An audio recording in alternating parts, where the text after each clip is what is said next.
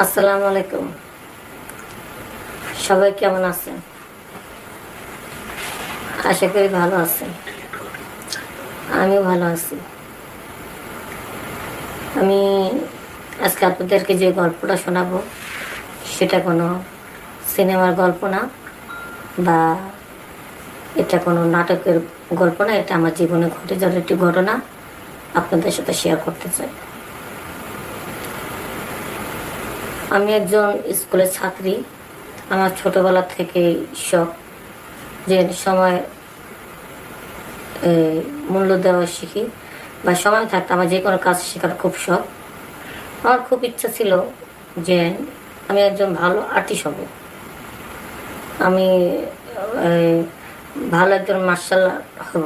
আমার দুটা কাজ শিখতে খুব ইচ্ছা ছিল, যে মার্শাল আর্ট শিখবো নিজের আত্মরক্ষা করার জন্য, আর বিভিন্ন ছবি আঁকা আমার খুব পছন্দ। তা আমি যে স্কুলে পড়তাম এই স্কুলের স্যারের নাম ছিল বিজয় দাস। বিজয় দাস ছিল আমার স্কুলের স্যার। স্যারকে আমি বললাম, স্যার এই আপনি তো ভালো লেখাপড়া করেন, শেখান। তো সে আমাকে একদিনকার কথা অনেক কথাই বলছিল যে সে নাকি ওই যে মার্শাল আর্ট ও শেখান। তো আমাদেরকে বলছিল যারা যারা শিখতে চাও আমাকে জানো, আমার একাডেমি আছে। তো তার ক্লাবে যাই আমরা সকালে মার্শাল আর্ট শিখতাম। মার্শাল আর্ট শিখে শরীরটা একটু ফিটফাট থাকে, আবার থাকে। তো একদিন স্যারের বললাম যে স্যার আমার তো ছবি আঁকা খুব ইচ্ছা।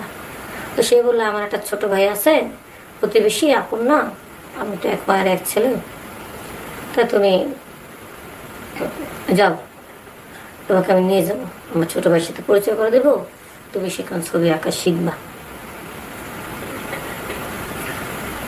এখন ওই ছোট ভাইয়ের কাছে নিয়ে গেছে, আমার ভালোই ছবি আঁকা শিখে গেছে। কিন্তু হিন্দু আর মুসলমান এটা আমি জানি, বুঝি। কিন্তু আমি তো মুসলমান, আমাদের যে কোরআন শরীফ আছে, নামাজ আছে, এই সম্পর্কে বুঝতাম। কিন্তু হিন্দু মানুষ অন্য জাত সেটা বুঝতাম। কিন্তু তখন তো আমি একটু ছোট, কারণ হিন্দুদের সাথে আমার চলাচলতি নাই। ওরা যে মাটির মূর্তি ঠুক্তি এগুলি যে ওরা পূজা করে, এই ব্যাপারে আমার তেমন একটা অভিজ্ঞতা নাই। কারণ অনেক আগের কথা তো, তখন তো তেমন আমরা একটা মোবাইলও দেখতাম না, ইন্টারনেটও চালাতাম না। তো যাই হোক, এখন তার সাথে আর কি একটা ভালো সম্পর্ক।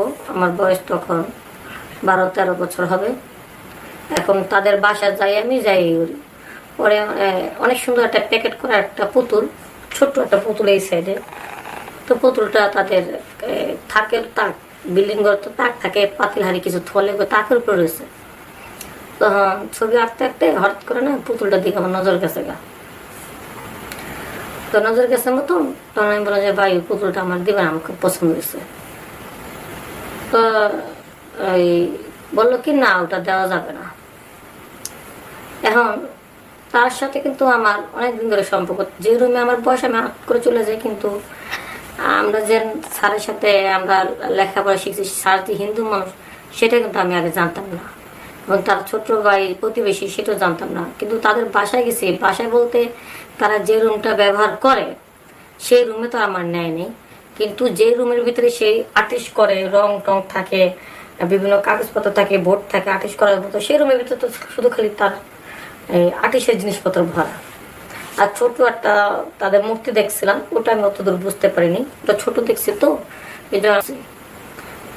আর এটা জানতাম যে হিন্দুদের বড় যে মূর্তিগুলা মন্দিরের ভিতরে সাদা রাখে, ওটা তো তাদের একটা দেবী টেবিটা মনে করতাম, কিন্তু ছোটরা মনে করিনি। কারণ আমি যদি ছোটটাও যদি বুঝতাম যে ওইটা হিন্দুদের মূর্তি দেবী, তাহলে তো আমি বুঝতে পারতাম তখনই যে তাহলে মনে আমি হিন্দু বাড়িতে এসেছি, বা তারা মনে হিন্দু। আসলে ওটা দেখে আমি বুঝতে পারি, ওটা মনে করছি তাদের এই পুতুল, এটা মনে করছি। তো যাই হোক, এইভাবে বেশ সে আমাকে আর্ট করে শিখিতেছে। অনেকদিন এইভাবে চলতে লাগলাম, আইতেছি যাইতেছি স্কুল শেষ করে, আবার মার্শাল আর্ট শিখি, আবার আর্টিস্ট শিখি। তো একদিন সে আমাকে বলতেছে চলো স্বপ্না আমরা একটু ঘুরে আসি গা। তো আমি বলতেছি ঠিক আছে, ঘুরতে যাবেন কোথায়, চলেন। কিন্তু আজকে তাহলে আর্টিস্ট শিখতে পারবো না, কারণ আমার মা জানে যে আমি আর্ট করা শিখি, ছবি আঁকা শিখি। মানুষ ছবি আঁকা শেখার মতন যে সময়টুকু, এই সময়টুকু ঘুরতে হবে, তারপর তো বাসা যেতে হবে। হয় না, তোমাকে নিয়ে আমি একটা লম্বা সময় করব। তুমি বলবা যে মা আমার বান্ধবীর বিয়ে, ওখানে দাওয়াত করছে, আমরা 2-3 দিন থাকবো ওখানে। তো আমি বলছি, কী বলতেছেন, কোথায় থাকবেন? কয় শোনো, এই আমার এখানে রুমের ভিতরে ছাদের উপর যে রুমটা, সবাই তো জানবে যে তুমি এখানে আসা যাওয়াটা কষ্ট হয়ে যেতেছে, তুমি এখানে থাইকে ছবি আঁকা শিখবা। তো আমি বলছি ঠিক আছে। তাহলে আমি আমার বাপ মার কাছ থেকে আমি তো বান্ধবীর কথা বইলা আসি, আসার পরে এখন ওই 2-3 দিন আমি রুমের ভিতরে থাকি। রুমের ভিতরে বাথরুম টাথরুম আছে, কিন্তু খাবারটা সেই নিচের থেকে নিয়ে দেয়, আমার রুম থেকে বেরোতে দেয় না। কারণ যেহেতু আমরা ছবি আঁকা শিখতেছি, এটা তার ফ্যামিলির লোকজন বা বাড়ির মানুষ জানে, এটা বাইরে সে আমার বিষয়টা বেরোতে দেয় না। এখন এই যখন সে রাত্রেবেলা আমার সাথে সময় কাটাবে, তখন সে লাইট অফ করে দিচ্ছে। তখন আমি বললাম, অন্ধকারে তোমার চেহারা আমি দেখি না, আমার চেহারা তুমি দেখো না, আমার না কেমন যেন একটা ভয় ভয় লাগে। পরে ভয় কিসের, আমি আছি না। আমি বললাম, আমি তো কখনো আসলে এই কাজটা করি নাই, কেন আমার না একটু ভয় ভয় লাগে। প্রথম একটু কষ্ট হবে, তারপরে ঠিক হয়ে যাবে, ভয় নেই। পরে তারপর তার লাইট জ্বালান না। পরে বললো, লাইট জ্বালে তোমার লজ্জা করবে না? তুমি যখন আমার সাথে সময় কাটাবে তখন তোমার লজ্জাটা করতে পারো বেশি। পরে আমি বললাম, না লজ্জা করবে না, আপনি না আর তো কেউ নাই। পরে এইভাবে পরে লাইট জ্বালালাম। লাইট জ্বালানোর পরে যখন সে আমার সামনে, যখন সে আমার সাথে সময় কাটাতে চাইলো, তখন হঠাৎ করে আমার চোখটা ওই তার দিকে চলে গেল। তখন তাকে দেখার পরে যখন পা থেকে মাথা পর্যন্ত দেখলাম, দেখার পরে আমার তো চোখ কপালে উঠে গেল। পরে বললাম, তুমি তাহলে হিন্দু? পরে কয়, কেন তুমি জানো না? না। কয়, স্যারের ছোটো ভাই, স্যার হিন্দু, তাহলে আমি তার ছোটো ভাই হিন্দু হতে পারি না? প্রতিবেশী ভাইয়া যাই। আমি বললাম, স্যার হিন্দু সেটা তো যাই না, আমরা কলেজের সবাই মুসলমান, আর আমরা মনে করতাম স্যারও মনে হয় মুসলমান। আসলে কখনো এই ব্যাপারটা জিজ্ঞেস করিনি, তো জানা হয়নি।